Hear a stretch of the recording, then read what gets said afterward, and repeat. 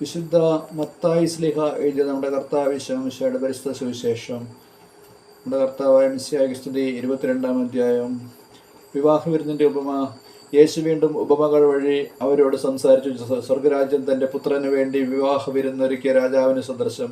വിവാഹ വിരുന്നിന് ക്ഷണിക്കപ്പെട്ടവരെ വിളിക്കാൻ അവൻ ഭൃത്യന്മാരെ അയച്ചു. എന്നാൽ വരാൻ അവർ വിസമ്മതിച്ചു. വീണ്ടും അവൻ വേറെ ഭൃത്യന്മാരെ അയച്ചുകൊണ്ട് പറഞ്ഞു, ഇതാ വിരുന്ന് സജ്ജമായിരിക്കുന്നു. എൻ്റെ കാളകളെയും കൊഴുത്ത മൃഗങ്ങളെയും കൊന്ന് എല്ലാം തയ്യാറാക്കി കഴിഞ്ഞു. വിവാഹ വിരുന്നിന് വരിക എന്ന് ക്ഷണിക്കപ്പെട്ടവരോട് ചെന്ന് പറയുവൻ.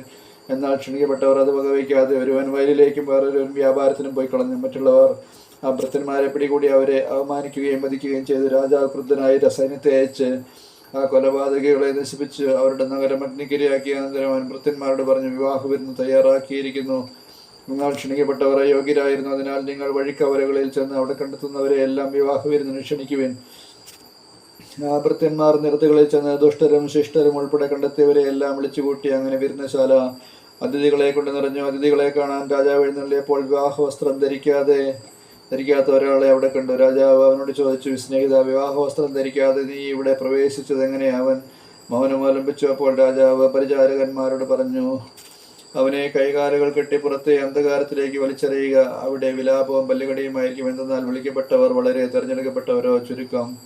സീസറിന് നികുതി. അപ്പോൾ ഫരിസേയർ പോയി യേശുവിനെ എങ്ങനെ വാക്കിൽ കൊടുക്കാമെന്ന് ആലോചന നടത്തി. അവർ തങ്ങളുടെ അനുയായികളെ ഹെറോദസ് സ്പർശക്കാരോടൊത്ത് അവൻ്റെ അടുത്ത് അയച്ചു ചോദിച്ചു, ഗുരു, നീ സത്യവാനാണെന്നും ആരുടെയും മുഖം നോക്കാതെ നിർഭയനായി ദൈവത്തിൻ്റെ വഴി സത്യമായി പഠിപ്പിക്കുന്നുവെന്ന് ഞങ്ങൾ അറിയുന്നു. അതുകൊണ്ട് ഞങ്ങളോട് പറയുക, നിനക്ക് എന്ത് തോന്നുന്നു? സീസറിന് നികുതി കൊടുക്കുന്നത് നിയമാനുസൃതമാണ് അല്ലയോ? അവരുടെ ദുഷ്ടത മനസ്സിലാക്കിക്കൊണ്ട് യേശു പറഞ്ഞു, കപട നാട്ടുകാരെ, നിങ്ങൾ എന്നെ പരീക്ഷിക്കുന്നത് എന്ത്? നികുതിക്കുള്ള നാണയം എന്നെ കാണിക്കുക. അവർ ഒരു ദിനാറാവിനെ കാണിച്ചു. യേശു ചോദിച്ചു, ഈ രൂപവും ലിഖിതവും ആരുടേതാണ്? സീസറിൻ്റേത് എന്ന് അവർ പറഞ്ഞു. അവൻ അരുളി ചെയ്തു, സീസറിനുള്ളത് സീസറിനും ദൈവത്തിനുള്ളത് ദൈവത്തിനും കൊടുക്കുക. ഇത് കേട്ട് അവർ വിസ്മയഭരിതരായി അവനെ വിട്ടുപോയി.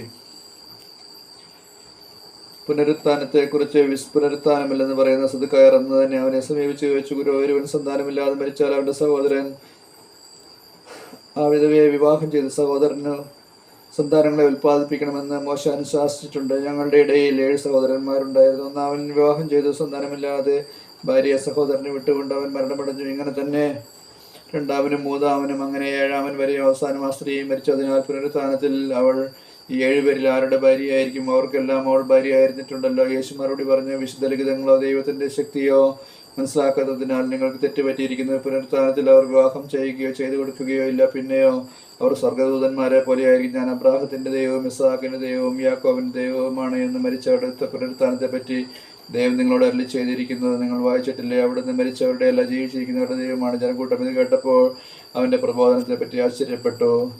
യേശു സദുക്കായരെ വാക്കുമുട്ടിച്ചെന്ന് കേട്ടപ്പോൾ ഫരിസേയർ ഒന്നിച്ചുകൂട്ടി. അവരിലൊരു നിയമപണ്ഡിതൻ അവനെ പരീക്ഷിക്കാൻ ചോദിച്ചു, ഗുരു, നിയമത്തിലെ അതിപ്രധാനമായ കൽപ്പന ഏതാണ്? അവൻ മറുപടി പറഞ്ഞു, നീ നിന്റെ ദൈവമായ കർത്താവിനെ പൂർണ്ണ ഹൃദയത്തോടും പൂർണ്ണാത്മാവോടും പൂർണ്ണ മനസ്സോടും കൂടെ സ്നേഹിക്കുക. ഇതാണ് പ്രധാനവും പ്രഥമവുമായ കൽപ്പന. രണ്ടാമത്തെ കൽപ്പനയും ഇതിന് തുല്യം തന്നെ, അതായത് നിന്നെ പോലെ നിന്റെ അയൽക്കാരനെ സ്നേഹിക്കുക. ഈ 2 കൽപ്പനകളിൽ സമസ്ത നിയമവും പ്രവാചകന്മാരും അധിഷ്ഠിതമായിരിക്കുന്നു. ക്രിസ്തു ദാവീദിന്റെ പുത്രൻ. ഫരിസേയർ ഒരുമിച്ച് കൂടിയപ്പോൾ യേശു അവരോട് ചോദിച്ചു, നിങ്ങൾ ക്രിസ്തുവിനെ പറ്റി എന്ത് വിചാരിക്കുന്നു? അവൻ ആരുടെ പുത്രനാണ്? ദാവീദിന്റെ എന്ന് അവർ പറഞ്ഞു. അവൻ ചോദിച്ചു, അങ്ങനെയെങ്കിൽ ദാവീദ് ആത്മാവിനാൽ പ്രചോദിതനായി അവനെ കർത്താവ് എന്ന് വിളിക്കുന്നത് എങ്ങനെ? അവൻ പറയുന്നു, കർത്താവ് എൻ്റെ കർത്താവിനോട് അരുളി ചെയ്തു, ഞാൻ നിന്റെ ശത്രുക്കളെ നിന്റെ പാദങ്ങൾക്ക് കീഴിലാക്കുവോളം നീ എൻ്റെ വലതുഭാഗത്ത് ഉപേക്ഷിതനാവുക. ദാവീദ് അവനെ കർത്താവ് എന്ന് വിളിക്കുന്നുവെങ്കിൽ അവൻ അവൻ്റെ പുത്രനാകുന്നത് എങ്ങനെ? അവനോട് ഉത്തരമായ ഒരു വാക്ക് പോലും പറയാൻ ആർക്കും കഴിഞ്ഞില്ല. അന്നു മുതൽ അവനോട് എന്തെങ്കിലും ചോദിക്കാൻ ആരും ധൈര്യപ്പെട്ടതുമില്ല. നമ്മുടെ കർത്താവായ മിശിഹായ്ക്ക് സ്തുതി.